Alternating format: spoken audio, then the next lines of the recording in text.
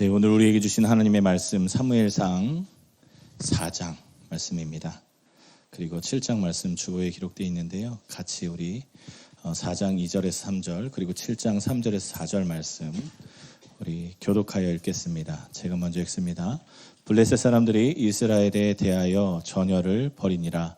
그 둘이 싸우다가 이스라엘이 블레셋 사람들 앞에서 패하여 그들에게 전쟁에서 죽임을 당한 군사가 4,000명가량이라.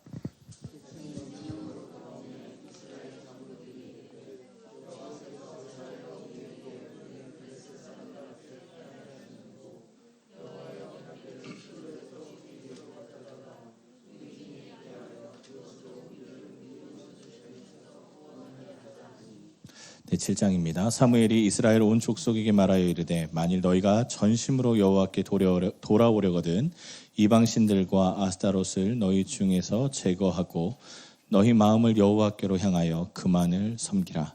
그리하면 너희를 블레셋 사람의 손에서 건져내시리라.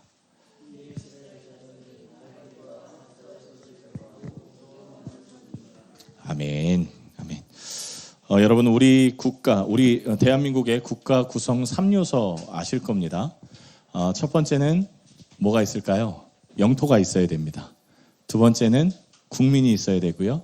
마지막으로 주권이 있어야 됩니다. 이게 국가 구성 3요소입니다. 대한민국 헌법 1조 2항에 보면 이런 말씀이 아니죠. 이런 기록이 있습니다. 모든 주권은 국민에게 있으며 이 모든 권력은 국민으로부터 나온다. 이렇게 정하고 있습니다. 한마디로 이 국가구성 3요소 중에 가장 중요한 것이 무엇이냐? 국민이라고 규정하고 있는 것이지요. 이게 여러분 우리에게 너무 당연한 거 아니겠습니까? 국민이 가장 중요하다. 또 그렇기 때문에 국민 한 사람 한 사람의 목소리를 크게 키울 수 있는 나라가 대한민국이고요. 수많은 나라가 대한민국의 이 행정 시스템이나 이러한 기반들을 참 부러워합니다. 그러나 여러분 사실 우리가 이런 분위기에서 또한 이런 관점에서 살아가다 보니 이게 너무 성경을 읽는 데는 불합리하거나 편향적인 부분이 사실은 있습니다. 왜 그러냐면요. 하나님 나라의 국가 구성 3요소가 우리나라의 국가 구성 3요소와는 전혀 다르기 때문입니다. 전혀 다릅니다. 여러분 하나님 나라는 하나님이 통치하시는 나라 아니겠습니까? 그러니까 이게 지금 왕국입니다. 킹덤입니다. 그래서 그 주권은 절대 조금도 요만큼도 국민에게 있지 않습니다. 그 주권은 오로지 왕이신 하나님께 있죠. 그래서 이 하나님 나라의 국가 구성 3요소는 세 가지는 이러합니다. 첫 번째, 하나님의 임재입니다. 첫 번째, 하나님의 임재. 여러분, 하나님이 없는 하나님의 나라는 있을 수가 없습니다. 그렇죠? 그래서 가장 중요한 건 하나님의 임재가 가장 중요합니다. 이게 하나님의 왕국의 기초입니다. 두 번째는요, 통치입니다. 질서라고도 하는데요. 여러분 천지창조 때 하나님께서 온 모든 만물을 만드셨다라고 창세기 1, 2장에 기록하고 있습니다. 그런데 여러분 이 천지창조의 상황을 잘 보시면 하나님께서 이런 땅을 만드시고 하늘을 만드시고 이런 것들로 우리가 눈이 많이 가지만 사실 하나님이 뭘 하셨냐면 질서를 정하신 겁니다. 그러니까 윗물과 아랫물을 나누사라는 게 질서를 정하셨다는 뜻이거든요. 그 안에 물로 된 암흑으로 된 것들이 있었는데 그 안에 질서를 세우셨다라는 의미입니다. 그리고 땅의 경계와 물의 경계를 정하시사 하나님께서 그 물로 넘지 못하게 하셨다라는 질서를 세우신 게 천지창조의 기본 개념입니다. 자, 이렇게 하나님께서 천지를 창조하실 때 질서를 세우셨던 것 같이 하나님이 통치하시고 혼란스러운 곳에서 질서를 만드시게 된 것, 그리고 이걸 보시고 하나님이 뭐라고 말씀하셨냐면 토부라고 말씀하셨습니다. 좋았더라 라는 의미죠. 여러분 이게 우리가 그냥 듣기엔 좋았다라고 감당되고 이해할 수 있지만 사실 이건 하나님이 질서를 보시고 참 좋았다라고 말씀하셨던 겁니다. 옳다, 선하다, 좋다 그런 의미가 되는 것이죠. 즉 여러분 예수님을 믿는다는 건 우리가 하나님의 통치권 안에 들어간다는 의미입니다. 그리고 하나님의 질서에 맞게 산다는 의미가 되는 겁니다. 자, 여러분, 이 개념이 참 중요합니다. 우리가 신앙생활을 하면서 하나님의 통치권 안에 들어간다, 하나님의 질서에 맞게 산다. 그런데 하나님의 통치권 안에 들어가지도 않고 하나님의 질서에 맞게 살지도 않는데도 우리가 하나님을 믿는다, 예수님을 믿는다 이야기하는 시대가 도래했습니다. 그런데 진짜의 의미는 그것과는 거리가 멀다는 거죠. 이게 참 중요합니다. 자, 세 번째는요, 하나님의 나라의 국가 구성 3요소 중에 세 번째는 안식입니다. 안식. 여러분, 오늘 장로님께서 기도하실 때 안식이라는 말씀을 하셨는데요. 평안이라는 말씀을 하셨는데요. 이거 정말 중요합니다. 우리 그 성경에는요, 우리 지금 써 있는 성경에는요, 여러분, 천지창조의 이 기본 개념을 설명하면서 1일부터 6일까지를 하루로, 한 장으로 끊었습니다. 근데 사실 이건 사람이 편의상 끊은 거지, 진짜로 끊었다면 안식하는 것까지 끊어야 되는 게 맞습니다. 하나님께서 천지를 창조하시고 7일째 쉬신 게 아니라 안식하신 겁니다. 이게 뭐냐면 안식도 천지 창조의 일부인데요. 보통 우리가 쉰다라는 개념을 안식으로 생각하지만 전혀 그것이 아닙니다. 안식은요, 아무것도 안 하고 그냥 누워있는 게 아니라 하나님이 세상 천지를 창조하시고 인간도 창조하시고 이걸 하나님의 권위 안에 두셨다는 의미입니다. 자, 이게 이제 2번과 3번이 겹치는 내용이기도 하지만 하나님의 왕권의 통치권 안에 감싸셨다는 게 안식입니다. 그래서 하나님 나라의 구성요소 3요소는 하나님이 있어야 되고 하나님의 질서 안에 있어야 되고 하나님의 통치 안에 있어야 되는 것, 이겁니다. 하나님을 빼고는 전혀 이야기할 수 없는 하나님 나라인 것이죠. 여러분, 한번 여쭙겠습니다. 예수님을 믿는 사람은 죽으면 어디 갑니까? 천국에 갑니다.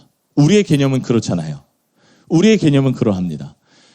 예수님을 믿는 사람이 죽으면 천국에 간다라고 합니다. 그러나 여러분, 성경의 개념은 그렇지 않습니다. 하나님 나라가 온다라고 말합니다. 이게 이제 우리나라와 그 이스라엘의 개념이 달라서 그런데요. 여러분, 천국은 죽으면 가는 곳으로 우리는 생각합니다. 그래서 이 땅에서 예수님을 믿는 사람이 천국 간다라고 이야기하지만 이건 신앙적인 시각이 굉장히 폭이 작은 이야기입니다. 사실 여러분, 천국은요, 이 땅에서도 임합니다. 자, 여러분, 하나님이 계시는 곳이 천국이고 하나님의 질서가 있는 곳이 천국이고 하나님의 안식과 통치가 임하는 곳이 천국이다. 그런데 그게 이 땅에서 이루어집니다. 그러면 이 땅이 천국이 되는 것이죠. 자, 제가 지금 여호와의 증인이나 안상홍 거기에 있는 사람들의 이야기를 하는 게 아닙니다. 성경에 있는 이야기를 그대로 말씀드리는 겁니다. 우리가 비록 육체적인 한계 때문에 하나님을 온전히 따라갈 수는 없지만 하나님이 예배 가운데 계시고 이 예배가 온전히 하나님의 질서 가운데에서 드려지고 또 하나님의 통치가 우리 안에 이루어지면 여기가 천국이 되는 겁니다.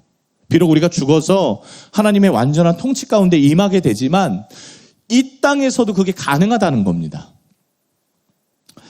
자, 예배자, 하나님께서 그 예배자들에게 이런 능력을 주셨습니다. 통치가 가능하도록, 하나님의 능력이 가능하도록. 우리가 지금까지 배우고 경험한 이 신앙적인 가치관과 시각이 하나님 왕국으로서 하나님의 백성으로서 살아가기 조금 불편한 점은 없지 않아 있습니다. 그게 뭐냐면 우리는 주권은 국민에게 있다라고 하는데 하나님께서 우리에게 영광을 조금 더 나눠주시기 원치 않으시는 분이라고 이제 듣는데 사실 이게 이해는 되는데 불편해지는 게 분명히 있습니다. 왜냐하면 우리도 영광을 갖고 싶고 우리도 좀 이 안에서 통치가 이루어지게끔 하고 싶은 그런 욕심이 있기 때문입니다. 그러나 여러분, 이런 불편함은 빨리 버리시는 게 좋습니다. 빨리 버리시는 게 낫습니다. 왜냐하면 하나님은 우리에게 조금도 그 왕권을 나눠주실 이유가 조금도 없으신 분이기 때문입니다. 자, 그렇다면 그 하나님의 나라를 우리가 살아가고 또 하나님의 나라를 따라가야 한다라고 이야기하는데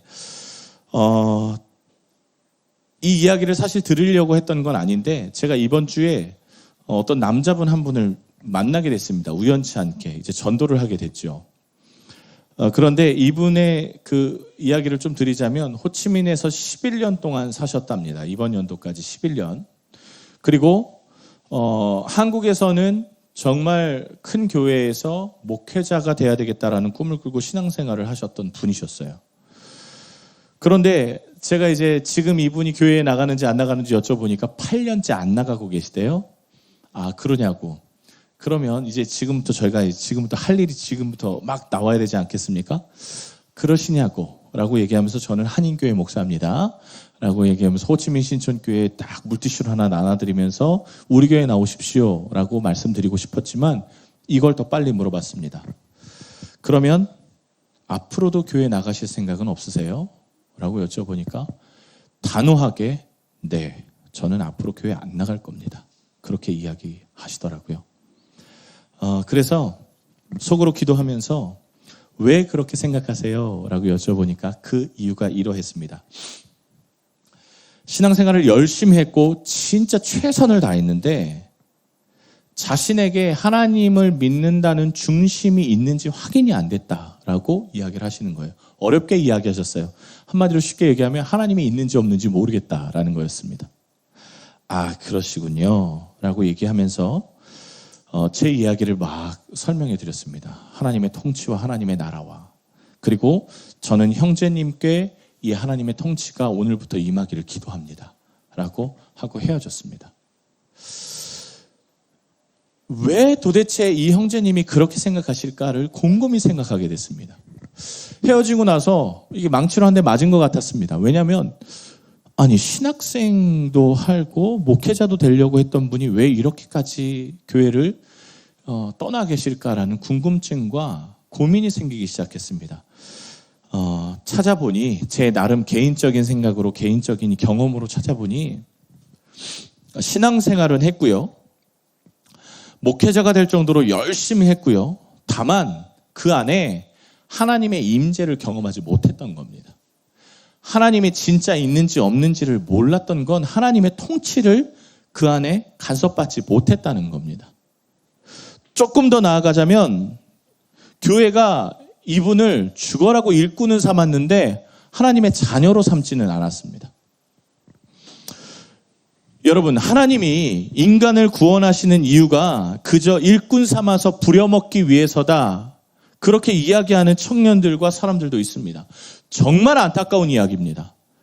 교회에서 열심히 하는 성도를 보고 아유 저거 일꾼 삼으면 되겠다 하고 찬양인도 시키고요. 아유 저거 일꾼 삼으면 되겠다고 교사시키고요. 식당 봉사시키고요. 차량 봉사시키고요. 안내시키고요. 알고 보니 그 사람이 다 하는 겁니다. 그래서 이 사람이 번아웃돼서 나가 떨어져서 교회를 떠나게 만드는 것, 여러분 그게 교회에 참 많이 하는 일이었습니다. 그런데 여러분 성경에선 그렇게 이야기하지 않습니다. 교회는 궁극적으로 안식을 얻는 곳입니다. 안식이 무엇입니까? 하나님만으로 기뻐할 수 있는 겁니다. 하나님 때문에 기뻐하는 겁니다. 그 기뻐함으로 인해서 봉사할 수 있는 겁니다. 그런데 하나님의 자녀로 삼고 나서 그 기쁨으로 봉사해야 되는데 그게 이루어지기도 전에 먼저 봉사를 시켜서 번아웃되게 만드는 것, 그게 하나님을 잘못 보게 만드는 거였죠.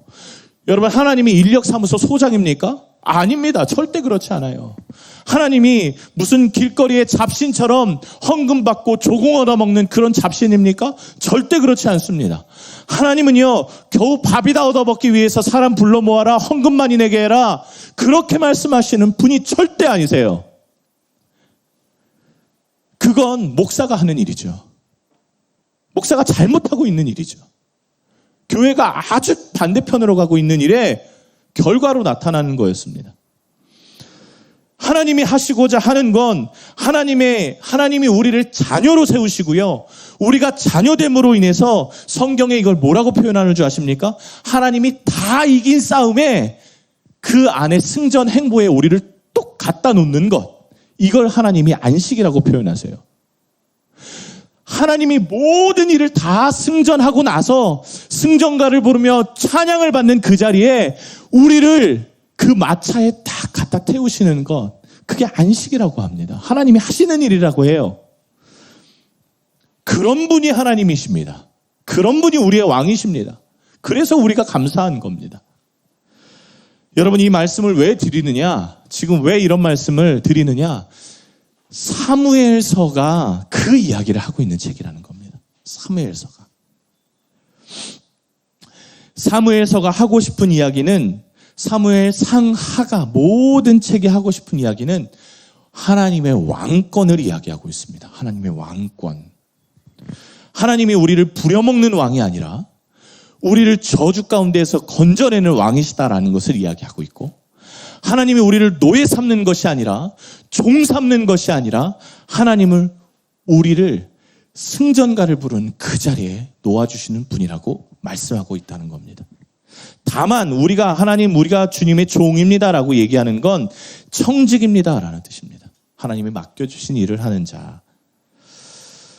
자, 인간 왕인 사울 왕과 다윗 왕, 솔로몬 왕이 세워지지만 이 인간 왕을 통해서 하나님이 하고자 하시는 것은 하나님의 왕권, 하나님의 왕권의 순종을 이야기하고 계시는 겁니다. 자, 사무엘서 4장 우리 함께 읽었는데요. 사무엘서 4장과 7장의 말씀에 보면 똑같은 일이 한 번 더 일어나는 겁니다. 자, 사무엘서 4장에 블레셋이란 정말 이스라엘의 아주 원수 중에 원수입니다. 이 인간들이랑 전쟁을 벌이는데 그 땅이 어디냐? 에베네젤이라는 곳입니다. 그 땅에서 전쟁을 하는데 리더가 누구냐? 엘리, 그리고 두 아들이 리더로 섭니다. 그런데 전쟁을 합니다. 2절의 말씀에 보니까 블레셋 사람들이 이스라엘에 대해 전열을 벌이니라 둘이 싸우다가 집니다. 그리고 4,000명이 죽습니다. 누가요? 이스라엘이요. 그런데 이스라엘이 죽고 나서 이들이 왜 도대체 우리가 이렇게 진 거야? 고민하다 보니까 그 결과를 찾아냅니다. 그게 뭐냐면 하나님이 우리와 안 계셔서 그렇다라는 결과를 도출해냅니다. 여기까지는 정확히 도출한 겁니다. 그래서 이들이 그럼 하나님이 우리와 안 계시니 어떻게 할까를 고민하다가, 여러분, 백성이 무슨 일을 하냐면 3절의 말씀입니다. 한번 띄워줄래요? 자, 이렇게 합니다. 우리 함께 읽어보겠습니다. 백성이 진영으로 돌아오매 이스라엘 장로들이 이르되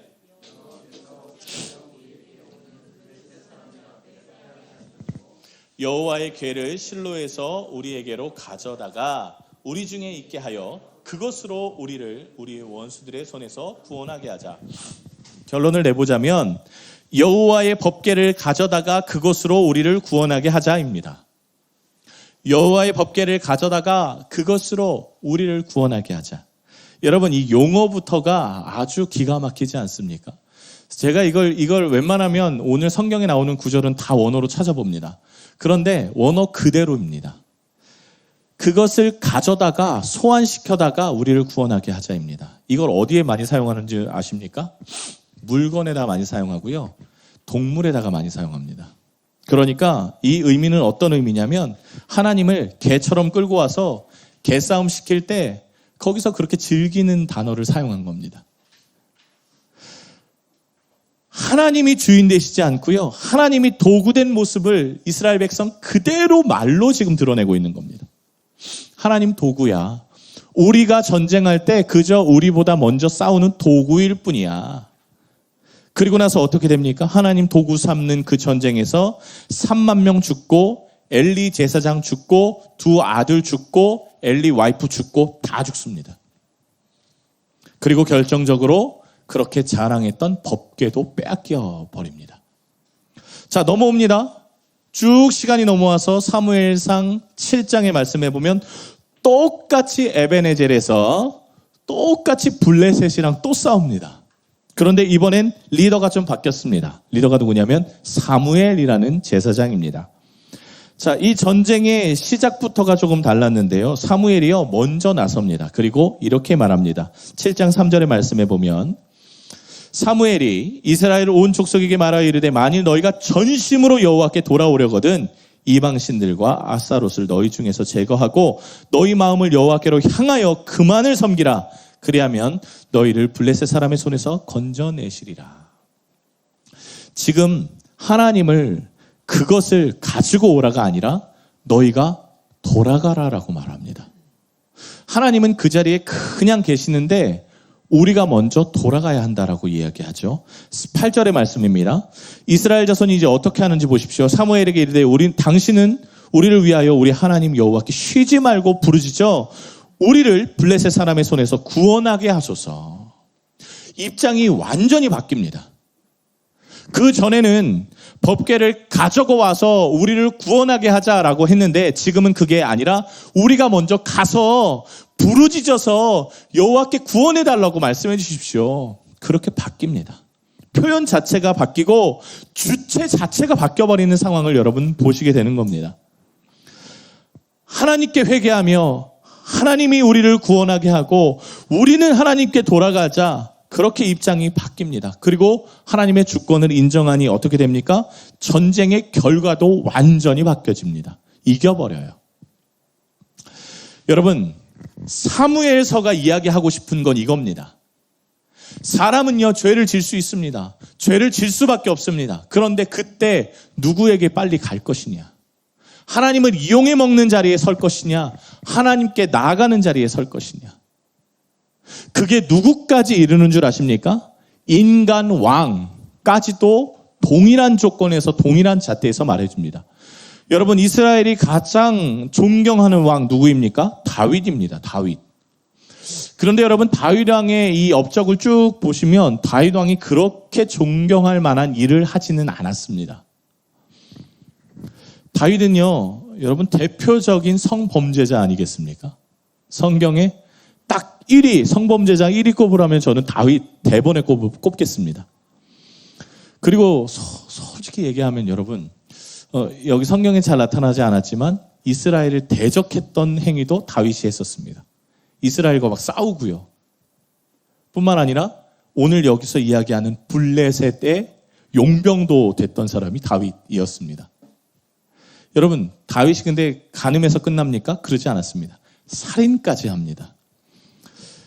여러분, 지금 그 대통령이 참 어려움을 겪고 있지 않습니까? 뭐 마누라 때문에 어렵고 뭐 때문에 어렵고, 만약에 다윗이 지금 만약에 청문회를 한다면 대번의 왕자리에서 끌어내줬을 겁니다. 이렇게 정말 처절하게 무너졌던 왕 다윗이 가장 크게 무너졌던 건 이 간음과 살인 때문에 하나님께서 주셨던 징벌 중에 아들이 다윗을 치는 거였습니다. 누구? 압살롬이라는 왕이 참 멋있는 왕자였거든요. 아버지를 칩니다. 압살롬이 반역을 합니다. 그리고 쿠데타가 일어나서 왕실을 장악했고요. 다윗은 목숨을 부지하기 위해서 막 도성을 빠져나갑니다. 그때요, 다윗과 함께했던 제사장 사독이라는 사람이 당연히 왕이 빠져나가는데 법궤도 가지고 나와야 되지 않겠습니까? 사독이 어깨에 메고 법궤를 가지고 나옵니다. 그때 다윗 왕이 했던 말을 한번 보시면 왜 다윗이 하나님께 인정받았다는 걸 확인할 수 있습니다. 사무엘하 15장 25절 말씀인데요. 26절까지의 말씀 한번 준비되어 있는데 띄워주세요. 같이 한번 읽어보겠습니다. 왕이 사독에게 이르되 보라, 하나님의 궤를 성읍으로부터 도로 메어가라. 만일 내가 여호와 앞에서 은혜를 입으면 도로 나를 인도하사 내가 그 계신 데를 다음 절. 그러나 그가 이와 같이 말씀하시기를 내가 너를 기뻐하지 아니한다 하시면 종이 여기 있사오니 선히 여기시는 대로 내게 행하시옵소서 하니라. 법궤를 가지고 나오는데 사독 제사장에게 말합니다. 그거 도로 갖다 놓으세요. 지금 제가 범죄해서 하나님이 저를 치시는 겁니다. 제가 어떻게 하나님과 같이 할 수 있겠습니까? 다만 하나님이 그 죄를 용서하셨으면 제가 다시 그 법궤 앞으로 가게끔 해주실 겁니다. 그렇게 말합니다. 하나님의 처분대로 하겠다. 왕이 진짜 왕의 뜻대로 하겠다라고 고백합니다. 왕이 진짜 하나님의 뜻대로 나아가겠다라고 고백합니다. 그러니까 다윗 왕은요, 하나님이 내 소유가 되실 수 없는 분이다. 하나님은 내가 하고자 하시는 대로 하실 수 없는 분이세요. 내가 하나님의 뜻대로 행해야 돼요. 그런데 하나님이 오늘 나에게서 멀어지길 원하시니 내가 하나님 앞에 멀어지는 게 당연합니다. 그 처결대로 하나님의 징벌을 받습니다. 하나님은 하나님의 권위를 인정하는 다윗에게 결국 다시 돌아오게 해주십니다. 용서해 주셨다라는 겁니다. 이게 하나님의 성품입니다. 하나님의 통치권 안으로 다시 돌아오게 하시는 것. 다윗은요, 정확하게 알았습니다. 하나님이 왕이시고 내가 종이라는 것. 여러분, 이 당시에요, 왕이요, 간음하는 게 죄가 되지 않았습니다. 살인하는 것 죄가 되지 않았습니다. 살인을 밥 먹듯이, 간음을 밥 먹듯이 하는 것이 왕의 어쩌면 역할일 수도 있었습니다. 그런데 다윗 왕은요, 하나님께서 그걸 지적하시니 고개를 깨갱 숙이고 하나님, 제가 잘못했습니다. 그리고 하나님의 법대로 하겠습니다 하고 인정하는 것. 다윗이 인정받을 수 있는 이유는 딱 요거 하나뿐이 없습니다. 요건 여러분 다음 시간에 더 이야기를 나누도록 하고요. 결국 다윗은요, 순종하는 왕이었습니다. 누구에게요?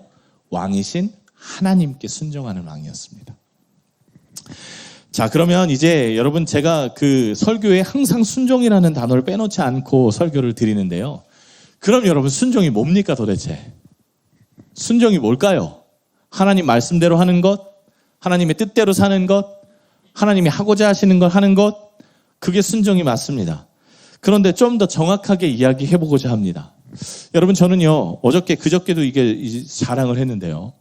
저는 이 시계가 참 좋습니다. 이 스마트워치. 이게 참 좋습니다. 왜냐하면 제가 사역할 때 성도님들의 이 전화를 잘 못 받고 문자도 잘 못 받는 경우가 있는데 막 장례가 일어나면 이게 참 당황스럽거든요. 그래서 이 스마트워치를 샀습니다. 사실 막 나오자마자 샀죠. 이게 왜 좋으냐면 전화를 잘 받을 수 있고 아주 그 문자를 놓치지 않을 수 있습니다. 지금 베트남에선 더우니까 다 안 차고 다니고 주일날만 차고 다니지만, 그래서 제가 아내에게 이야기했습니다. 여보, 내가 이걸 써보니까 참 좋아. 그러니까 내가 당신한테 이걸 사주고 싶어. 근데 이게 금색이 있고 은색이 있어. 그러니까 색깔만 골라. 내가 바로 사올게. 그렇게 이야기했는데 저희 아내가 말하길, 전 그거 필요 없어요. 이게 대답이었습니다. 아, 그래? 아니, 그러지 말고 색깔만 골라. 내가 다 해줄게. 저희 아내가 말하길, 나는 그거 필요 없다고요. 차라리 가방을 사주세요. 이게 저희 아내의 대답이었습니다. 왜 이런 이야기를 드리냐면, 순종이 이와 같습니다. 이게 무슨 뚱딴지 같은 이야기냐면, 상대방을 알아야 순종도 제대로 할 수 있는 거다라고 말씀드리고 싶은 겁니다. 여러분, 이미 하나님께서 원하시는 순종을, 또 순종의 삶을 살고 계실 줄 압니다. 그런데 여러분, 순종하는 삶을 살기 위해서는 이게 하나님이 뭘 원하시는지 알아야 합니다. 오늘 사무엘하 6장 7장의 말씀에 보면 다윗이 하나님께 순종하는 방법을 잘 못 헤아렸다라는 부분이 표현이 됩니다. 여러분, 사무엘하 7장 2절의 말씀에 보면 다윗이 나단 선지자에게 이렇게 자신의 고민을 털어놓습니다. 말씀 있어요. 한번 보여주세요. 7장 2절의 말씀. 다윗 왕이 선지자 나단에게 이르되, 볼지어다 나는 백향목 궁에 살거든 하나님의 궤는 휘장 가운데에 있도다. 한마디로 저 텐트에 있다 그러는 거예요. 자기는 이렇게 의리의리한 궁전에 사는데 하나님의 궤는 저기 텐트에 있잖아요. 내가 마음에 많이 걸려요. 그래서 뭐라고 하느냐, 제가 성을 하나 더 짓겠습니다. 그래서 그 법궤를 그 성에 좀 안치하고 싶어요. 나단 선지자가요, 이걸 보고 기도도 안 합니다. 하나님께 묻지도 않아요. 왜냐요? 왜 그래요? 너무 좋은 거니까. 당연히 하나님이 좋아하실 줄 알고, 당연히 하나님이 이게 옳게 여기실 줄 알고, 왕이요, 당신의 계획이 하나님이 원하시는 것 같습니다 하고 허락을 해줍니다. 그리고 나단 선지자가 이제 나와서 잠을 자는데 하나님이 갑자기 나타나셔서 말합니다. 야 임마, 나 그거 원하지 않아. 그렇게 말씀하세요. 누가 봐도 하나님이 원하시는 일인데 하나님은 정확히 노라고 하셨습니다. 하나님의 다윗의 건축 계획을 반려시키셨어요. 조금 더 가볼까요? 사무엘하 6장에 보니까요, 다윗이 20년 동안 방구석에, 저 시골 구석에 처박혀 있었던 법궤를 자신이 있는 성으로 갖고 오고 싶어 했습니다. 그래서 다윗이 상당히 많이 준비를 하는 것을 성경에 기록하고 있어요. 6장 1절의 말씀에 보면, 우리 함께 같이 읽어볼까요? 읽어보겠습니다. 다윗이 이스라엘에서 뽑은 무리 3만 명을 다시 모으고 2절 말씀입니다. 함께 읽습니다. 다윗이 일어나 자기와 함께 있는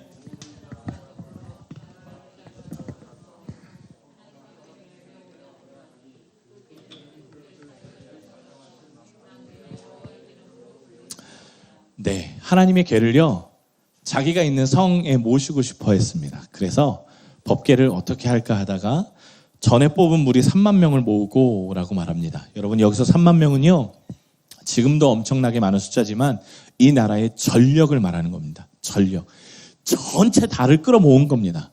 그리고 자, 시작하자 라고 해서 어떻게 할까를 고민하다가 3절의 말씀에 보면 그들이 하나님의 궤를 새 수레에 싣고 산에 있는 아비나답의 집에서 나오는데, 그렇게 합니다. 여러분, 하나님을 새 수레에 모셨습니다. 우리가 생각하는 수레는 소가 끄는 달구지 정도로 생각하지 않습니까? 그런데 이 당시 3000년 전이었는데 우리나라의 고조선 때입니다. 수레, 이 당시에 지금으로 말하면 여러분 저기 럭셔리 리무진을 이야기하는 겁니다. 그냥 10억, 20억 정도가 아니라 개조를 해갖고 이 수레만을 위해서, 이 행사만을 위해서 지금 엄청난 럭셔리 리무진을 뽑아서 궤를 거기에 얹은 겁니다. 뭐 하는 겁니까? 다윗이요, 내 생각에 최선을 다하고 최고의 방법으로 하나님이 이걸 원하실 것이다 라고 해서 행한 겁니다. 그런데 어떻게 됐습니까? 최선을 다했지만, 최고로 하나님을 모셨지만 궤가 떨어져 버려요. 우사가 잡다가, 여러분, 떨어지는 걸 잡다가 우사도 죽어버립니다. 다윗은 최선을 다했지만 하나님이 원하시는 순종은 그게 아니었습니다. 하나님께 성전을 드리고자 했지만 하나님의 마음은 성전이 아니었습니다. 하나님이 원하시는 순종은 그것이 아니었고요. 순종은 결국에 무엇이냐? 하나님이 원하시는 방법으로 하나님이 원하시는 걸 하는 겁니다. 이게 순종인 겁니다. 내가 생각하니 가장 좋은 것으로, 최선의 것으로, 최고의 것으로 하는 게 아니라 하나님이 원하는 방법으로 하나님이 원하시는 걸 하는 게 순종인 겁니다. 다윗 왕이요, 우사가 잡은 게 법궤가 엎어지고 나서 생각해냅니다. 어떻게 하면 될까? 어떻게 하면 좋을까? 오늘 아까 읽은 2절의 말씀에 보면 다윗은 사실 알고 있었습니다. 궤가 메어져 나와야 한다는 걸 알고 있었습니다. 그런데 여러분, 궤가 메어져 나오는 건 제사장인 2명 혹은 4명이 어깨에 메고 이 나무 작대기로 쭉 깨서 어깨에 메고 나오는 거였거든요. 그런데 이게 자기가 보기에는 사람이 그냥 궤가 이렇게 나오는 거에 3만 명 모아놓고 하기 좀 그렇거든요. 더 보여주기 좋고 더 화려한 건 수레였기 때문에 자신의 방법을 사용했던 겁니다. 그런데 다윗이 그렇구나 하고 깨닫습니다. 하나님의 궤는 레위기에 말씀하신 대로 제사장이 어깨에 메고 나와야 하는구나를 깨닫고 다윗이 얼른 제사장을 불러서 그 궤를 다시 이렇게 하죠. 물론 그 기간은 한참 있었지만요. 여러분, 말씀을 정리해 보겠습니다. 물론 하나님이요, 다윗 왕이 내가 너 성전 짓게 하는 거 그거 원치 않아. 하지만 그 마음은 받을게. 그렇게 수긍은 하십니다. 그리고 다윗 왕의 왕조를 영원하게 해줄게라는 약속도 해주세요. 하지만 하나님이 원하시는 방법은 그게 아니었다라는 거죠. 여러분, 이 시대를 살면서도요, 여전히 하나님이 우리를 도구로 이용하시고 또 하나님께서 이끄시는 사람이 있습니다. 반대로 하나님을 도구로 여기고 하나님을 이끌려고 하는 사람도 있죠. 사무엘은요, 우리에게 말합니다. 어디에 설 것이냐, 어디에 자리할 것이냐, 하나님을 도구 삼는 자리에 있을 것이냐, 하나님의 도구가 되는 사람이 될 것이냐. 여러분, 어디에 서 계시겠습니까? 반면에 하나님의 왕권을 인정하는 사람이 될 것이냐, 아니면 하나님이 아닌 내가 왕이 되는 자리에 서게 될 것이냐. 여전히 하나님은 오늘도 우리에게 말씀하고 계십니다. 어디에 설 것이냐? 또 하나님을 왕으로 인정했다면 어떻게 순종할 것이냐? 하나님을 내가 생각하는 최선의 방법으로 섬기는 것도 하나님이 복을 주시긴 했지만 하나님이 원하시는 방법은 하나님 뜻대로 하나님이 원하시는 대로 순종하는 것이라면 우리는 과연 어떻게 할 것이냐? 다윗이 레위기의 말씀을 찾아봐서 다시 하나님의 말씀 방법대로 수레를 끌고 왔던 것처럼 여러분, 우리도 사실은 하나님의 말씀을 그 안에서 하나님의 방법을 찾고 하나님의 뜻대로 살아가야 하는 것이 우리의 방법이기도 합니다. 그래서 우리가 말씀을 읽는 것이죠. 이번 주에 여러분 사무엘 한번 읽어보십시오. 사무엘 상하 다 읽어보시면 좋고요. 너무 많으면 몇 주에 걸쳐서 우리 사무엘 말씀 나누실 텐데 여러분 최선을 다해 한번 읽어보시면 좋겠습니다. 성경에서 찾으시고요. 하나님이 무엇을 원하시는지 여러분 분명히 알게 되실 겁니다. 이 시대에 하나님이 찾는 사람은 하나님께 순종하는 사람이야. 하나님께 말씀을 가지고 순종하는 사람이구나. 하나님을 왕으로 인정하는 사람이구나. 그걸 깨달으시게 될 겁니다. 우리 모두가 말씀 가운데 하나님, 그 하나님의 왕권, 하나님의 임재, 하나님의 통치, 하나님의 나라를 경험하는 모든 분들 되셨으면 좋겠습니다. 우리 이 시간 하나님, 우리가 하나님의 나라가 영원하기를 소원합니다. 또 하나님의 그 영광이 무궁하기를 원합니다. 주님의 위엄과 능력과 아버지 하나님의 통치와 주권이 하나님의 나라가 우리에게 임하기를 소원합니다. 하나님이 이 땅이 지옥 같다 할지라도 아버지 하나님이 함께 하시면 이 땅은 천국이 됩니다. 하나님 이 땅이 힘들다 할지라도 하나님의 통치와 아버지 하나님의 질서가 세워지면 이 땅은 젖과 꿀이 흐르는 땅이 됩니다. 하나님 이 세계가 지금 물난리가 나고 가뭄이 전 세계를 덮치고 있는 게 하나님 그게 왜일까요? 성경에서 찾아보면 하나님의 말씀에 순종하지 않아서 하나님은 가뭄과 홍수로 재앙을 삼으셨던 걸 보게 됩니다. 하나님 이 땅에 전쟁이 일어나고 이 땅에 살인이 판치고 이 땅에 간음이 일어나는 그 죄악 가운데 하나님이 우리에게 경고하시는 거일 수 있다는 생각이 듭니다. 하나님, 우리가 주님 앞에 회개하며 돌아가겠습니다. 하나님, 우리가 주님의 통치를 구하겠습니다. 하나님, 우리가 주님의 나라를 구합니다.